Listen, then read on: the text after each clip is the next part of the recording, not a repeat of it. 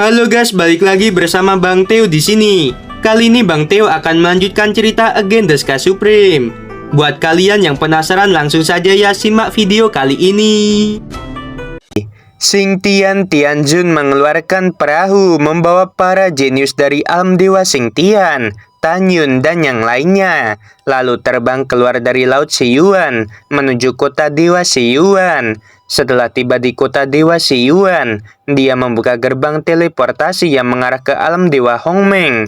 Butuh 1,5 tahun sebelum tiba di kota Dewa Hongmeng.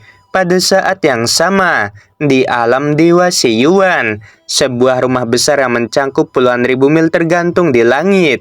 Di sekitar mansion, awan yang mengalir berkedip-kedip dengan lembut. Esensi surga dan bumi yang putih perlahan mengalir, dan keindahan pemandangannya mempesona. Rumah besar ini adalah rumah Shiyuan Supreme. Pada saat ini, seberkas cahaya turun dari langit dan berubah menjadi seorang lelaki tua. Dia adalah Shiyuan Supreme yang bernama Gong Xishihan. Tuan Supreme, Tuan Suiying Tianjun datang 10 hari yang lalu. Penjaga di luar mansion menghadap Shiyuan Supreme. Dia bersujud. Sekarang Tuan Tianjun sedang menunggu di aula VIP. Ya, aku mengerti. Shiyuan Supreme menjawab, tersenyum dan berjalan ke mansion. Dia berkedip beberapa kali sebelum muncul di aula VIP. Dengan penuh perhatian menatap Suiying Tianjun. Yinger, ternyata kamu sudah kembali. Mari kita bicara. Apakah kamu menemukan sesuatu di jurang menelan? Mendengar itu, Suiying Tianjun berubah menjadi ekspresi ragu-ragu untuk berbicara. Ada apa? Shiyuan Supreme mengangkat alisnya. Jika kamu memiliki sesuatu untuk dikatakan, kamu dapat berbicara dengan guru. Suiying Tianjun mengerutkan bibirnya, dan kata-kata berikutnya membuat Shiyuan Supreme yang baru saja duduk melompat dari kursinya. Suiying Tianjun berkata, dalam jurang menelan, dari 3.000 Raja Suci yang meninggal lebih dari 2.000, dan cucumu Gong Xishenxiong sayangnya juga meninggal. Shiyuan Supreme merasakan angin puyuh, matanya yang keruh dipenuhi dengan air mata. Dia sangat menyukai Gong Xishenxiong. Air mata menetes di pipinya, dan dia tidak mengatakan apa-apa. Dia menutup matanya, tubuhnya sering gemetar, dan dia melambai pada Suiying Tianjun, memberi isyarat kepada Suiying Tianjun untuk mundur. Guru, murid pergi dulu.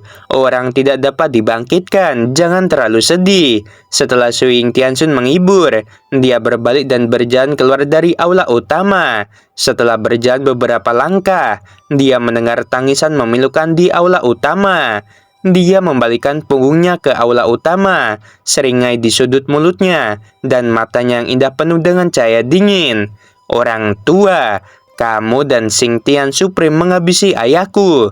Suatu hari, aku akan membiarkan kerabatmu mati satu persatu. Segera, Suiying Tianjun kembali ke penampilannya yang dingin dan meninggalkan istana Shiyuan.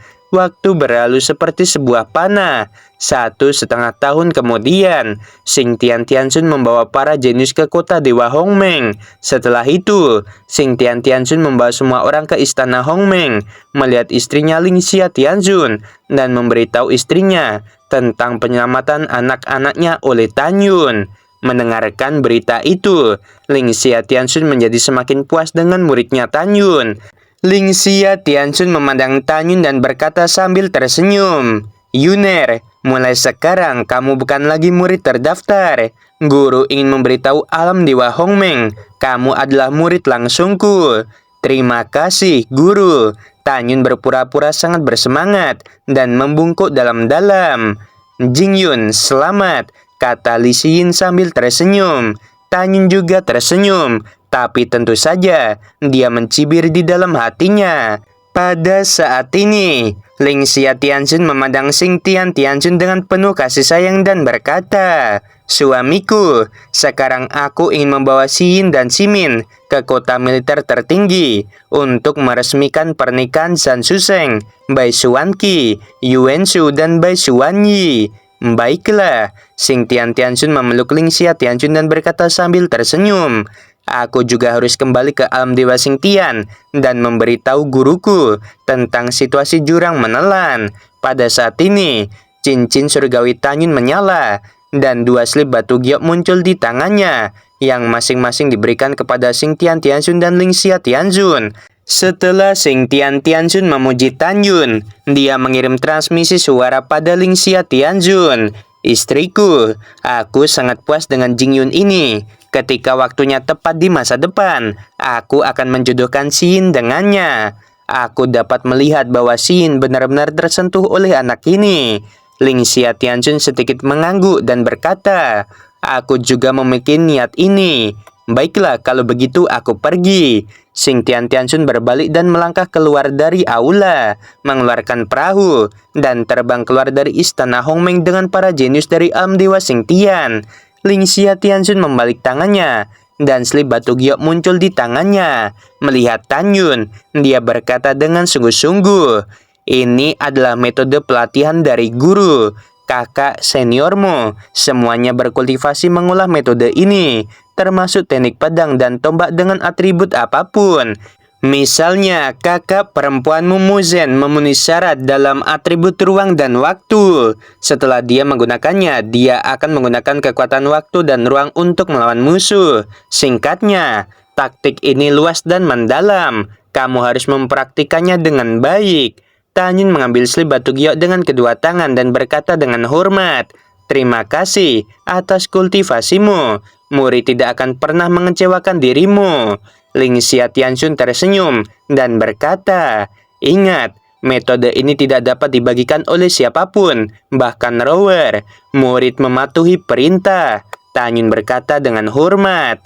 Lingxia Tianxun memandang Xin, Simin, dan Tanyun. Ayo pergi, aku akan membawa kalian ke kota militer tertinggi untuk perjamuan pernikahan. Li Xiyin, Li Ximin, dan Tanyun mengikuti Lingxia Tianxun keluar dari aula.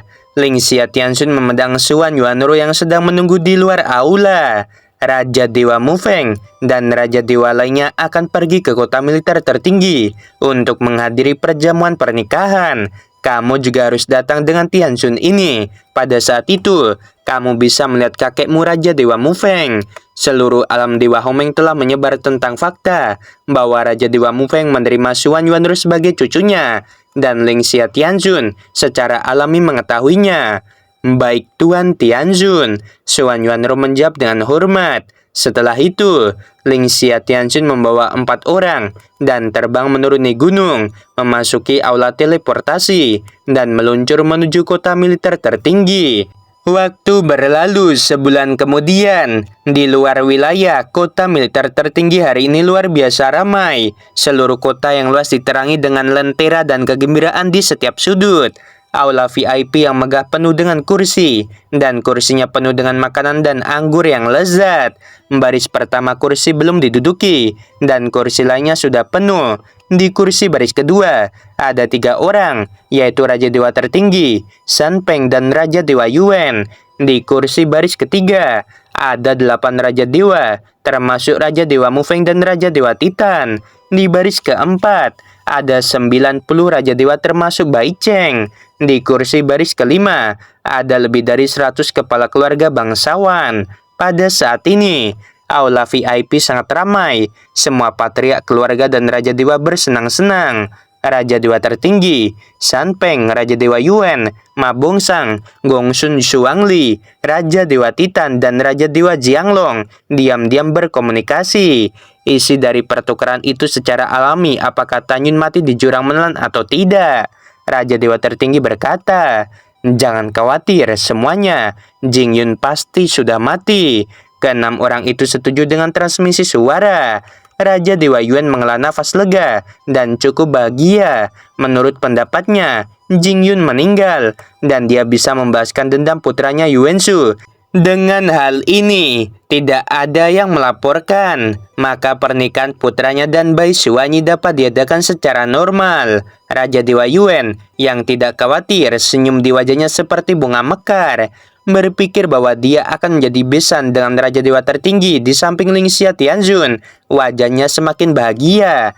Pada saat yang sama, di luar aula kota militer tertinggi. Seorang jenderal yang menjaga aula tiba-tiba berlutut. Setelah Ling Xia Tianxun meminta jenderal itu berdiri, dia membawa Tan Yun dan ketiganya. Jenderal itu berdiri dan berkata, "Laporkan kepada Tuan Tianxun, sekarang semua Raja Dewa dan kepala keluarga sedang menunggumu di aula VIP, dan aku akan menuntunmu ke sana." "Baiklah," Ling Xia Tianxun menjawab, membawa Tan Yun dan ketiganya untuk mengikuti sang jenderal. Pada saat ini, Tan Yun memberi Li Xiyin transmisi suara dan berkata, "Xiyin, bantu aku. Kamu mengatakan bahwa kamu ingin bertemu dengan pengantin wanita Bai Xuanyi. Aku memiliki urusan penting untuk menemuinya." "Tidak masalah." Setelah transmisi suara Li Xiyin, dia tersenyum dan berkata, "Ibu, aku ingin melihat Bai Xuanyi." "Baiklah, ingatlah untuk pergi ke aula VIP lebih awal," kata Ling Xia Tianxun sambil tersenyum. "Baik, Ibu." Setelah Li Xin selesai berbicara, dia melihat ke arah jenderal yang memimpin jalan dan berkata, "Ibuku akan pergi ke aula VIP sendirian. Bawalah nona muda ini untuk bertemu Bai Xuanyi." Setelah menerima perintah dengan hormat, sang jenderal membawa Li Xin dan terbang menuju langit utara. "Kakak, Jing Yun dan Xuan Yuanro, kalian semua juga ikut," kata Li Xin. Tan Yun dan keduanya menjawab melayang ke udara dan mengikuti. Setelah beberapa saat, sang jenderal membawa mereka berempat ke udara dan mendarat di gunung suci yang subur. Di tengah-tengah gunung, dalam atmosfer surga dan bumi yang padat, ada paviliun indah dengan lentera dan lampu warna-warni. Ini paviliun Xuanyi. Sang jenderal terbang di luar paviliun dan dengan hormat berkata, "Nona, ada tamu terhormat yang ingin bertemu denganmu. Pergi kalian, aku tidak ingin melihat siapapun." Dari paviliun, terdengar suara menyenangkan yang mengandung rasa sakit. "Nona Mudali yang datang," kata sang jenderal. "Apakah kamu tuli? Aku bilang tidak ingin bertemu siapapun." Suara omelan itu keluar lagi. "Dasar mulut yang besar." Li Xiyin mengerutkan kening, tampaknya tidak senang. Pada saat ini, di kamar kerja di lantai 2 paviliun, Bai Xuanyi yang mengenakan gaun pengantin memiliki air mata di seluruh wajahnya, dan di tangannya dia memegang belati. Hatinya menangis. "Mengapa ayah membiarkan aku menikahi Yuan Shu tanpa persetujuanku? Aku tidak ingin menikah dengannya. Aku sama sekali tidak menyukainya. Jika aku menikahi seseorang yang tidak aku sukai, aku lebih baik mati." Bai Xuanyi gemetar dengan tangan kanannya dan menekan belati di antara alisnya. Titik tajam belati menembus kulitnya, dan seutas darah merah cerah mengalir keluar dari dahinya. Pada saat ini, dia tiba-tiba tertawa, dan bayangan Tan Yun muncul di benaknya. Dia tertawa dan menangis, berkata pada dirinya sendiri, "Ini konyol, sebelum aku mati, dialah yang aku pikirkan." Tepat ketika Bai Xuanyi akan menggunakan belati untuk menusuk dahinya, sebuah suara yang akrab datang dari luar gedung. "Adik junior, aku seniormu Jing Yun. Aku memiliki sesuatu untuk ditanyakan kepadamu." "Kakak senior." Bai Xuanyi berhenti, tidak jadi menusukkan belati di antara alisnya. "Kakak senior, masuklah." Di luar paviliun, Li Xiyin dan Li Ximin tertegun sejenak. Begitu Tan Yun membuka mulutnya, Bai Xuanyi yang berada di balik pintu tertutup langsung setuju. "Saudara Jing, bukankah kamu selalu berselisih dengan keluarga mereka? Bagaimana dia bisa setuju denganmu?" Li Ximin cukup bingung. Tan Yun mengerutkan hidungnya.